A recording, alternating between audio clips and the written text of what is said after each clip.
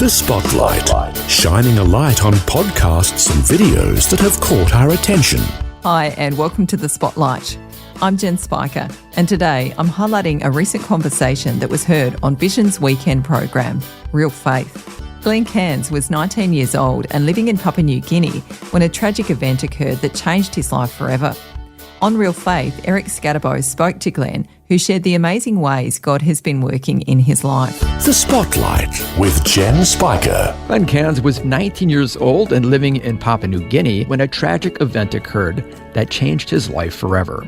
Today, Glen joins us from his home in Orange, New South Wales to share his story and how, despite many setbacks he's experienced in life, he just keeps on serving the Lord and serving others. Glen Cairns, welcome to the program. Thanks for having me, Eric. It's a pleasure to be here. Thank you so much for joining us today, and we're going to hear about that tragic event that occurred in Papua New Guinea when you were 19 years old. But before we get to that, let's find out a little bit about your background. Where were you born and raised? I was born in Sydney and moved to Tweed Heads. So I grew up in Tweed Heads, New South Wales. So it's right on the border of Queensland and New South Wales. So very parochial New South Wales supporter. And what was your childhood like? So I've got four brothers. I'm fourth in the line of five boys. So I had a beautiful mum, grew up in a Catholic church, went to a Catholic school predominantly, and so I grew up surfing and fishing. My dad was an avid fisher, so we'd go out in the ocean fishing. So that's how I sort of grew up, with four wild brothers and, an adventurous father and a lovely mum. So I had quite a beautiful family. And beautiful place to grow up. And were you involved in sports as a youngster? Yeah. I started playing rugby league when I was 4, I think my mother told me. Mm-hmm. So I was a sports fanatic, and anything sports related, I absolutely loved it. I've actually grown up a bit, and I think sports are a bit overrated. But anyway, that was my passion, just sports and doing exciting things. And did you have visions of one day becoming a sports star?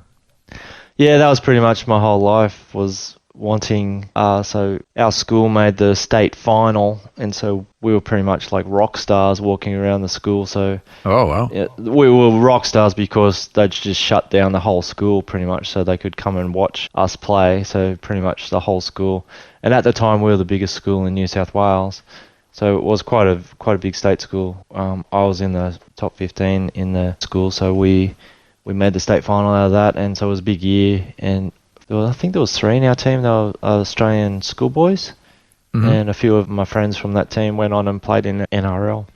Oh, wow. So the sky was the limit for you if you really pursued it. Yeah, I was still growing at that stage, so I still had a bit of hope, but common sense was starting to kick in, and I saw a few people get some pretty serious injuries, and so common sense actually prevailed. That's why I went up to Papua New Guinea to finish off my schooling. Yeah, why were you going up to Papua New Guinea? Yeah, so I dropped out of school a few times because football was the number one priority in my list of things to do. And then I actually thought I'd better finish my HSC off, so my parents moved up to Papua New Guinea.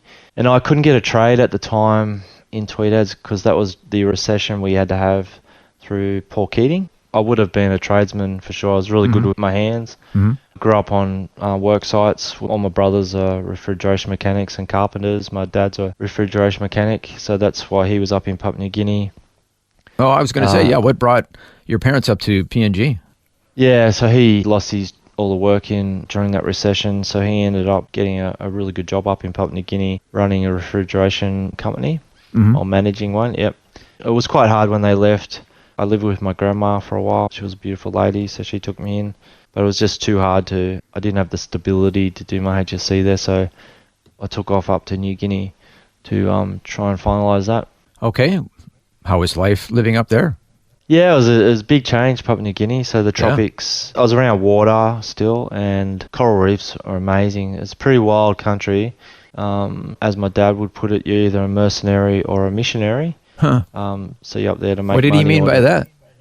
Yeah, you're either up there to serve God or serve money, I guess, in his funny way. He would say that. He made it very clear he's up there to make money. And the kina back then was $1.50 Australian, so he was actually on a really good wage when you converted it into Australian dollars. Mm-hmm. So we had a house we lived in, and it was really Like they have not servants in a way, but they are servants in a way because they're paid very, very poorly. And my mother didn't want it. So actually, culturally for me, it was a real eye opener.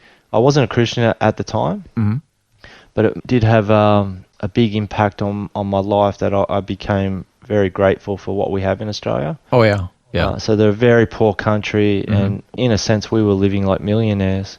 So you'd walk out of the shopping centre with a big basket full of groceries, and they're walking out with a packet of rice and a tin of tuna. So it did have a big impact on me living up there. And my mum she didn't want to have any servants, so to speak. So my dad said, well, if we don't employ them, the company actually employed them to look after the house. And so they would have been on the street otherwise. And that was a big eye-opener as well. And I actually used to go out and talk to them and spend some time with them, and they just had a concrete floor that they lived on and slept in. It's just a very horrible sort of, up in New Guinea, that was actually upper class for them. So yeah. So very eye-opening for a young man to see all this. Yeah. Be exposed to it. Yeah. I wish a lot of I wish my kids could have gone and experienced something like that. Just be grateful for what we have in Australia. So you're living in Papua New Guinea at the time and maturing and growing as a human being. And then tragedy strikes. Take us back to what happened.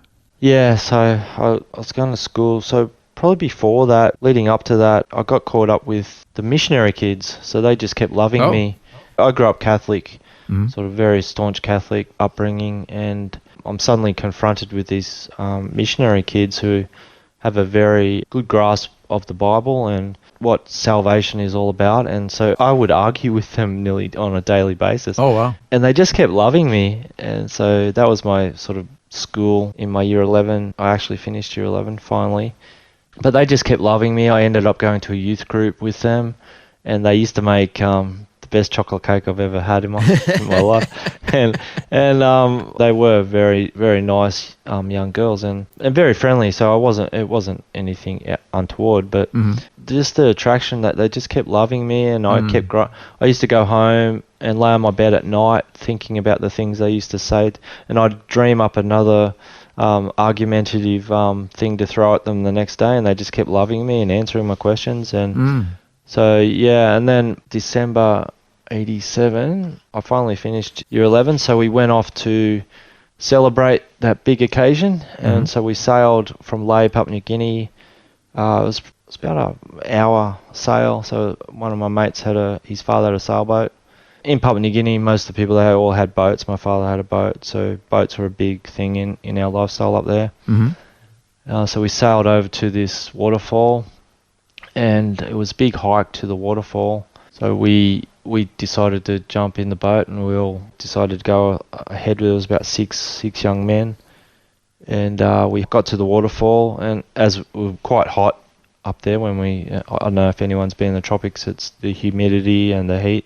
Oh yeah, so the water running down from the mountains was really icy cold actually. Yeah. So it was beautiful just to dive in there. And so we had an idea just to climb up this waterfall and jump off, as we did, and we were running out and jumping off. And when I did my second attempt, I slipped as I was going out, like jumping out, and I lost my footing, and I virtually landed. If anyone's walked behind a waterfall, the waterfall, when it flows down, it was quite deep where the waterfall hit, but there was that shallow sand between the rock wall and the waterfall. So I was up probably maybe 30 feet up in the air while we were launching ourselves out. And if I hit the rock wall, I would have probably bounced and been fine.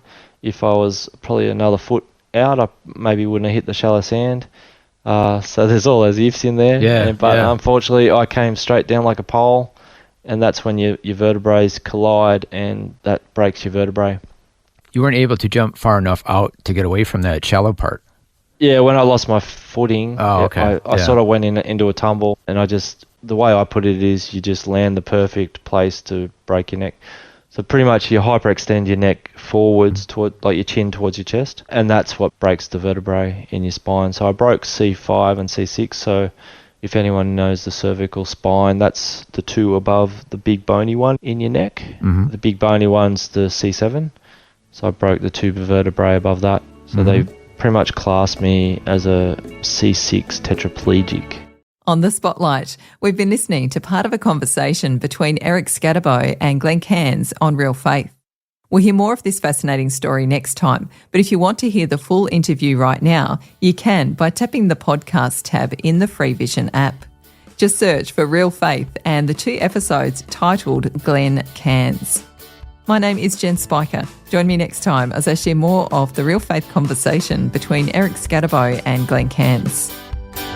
For more great podcasts and videos like the one featured today, check out vision.org.au or the Free Vision app.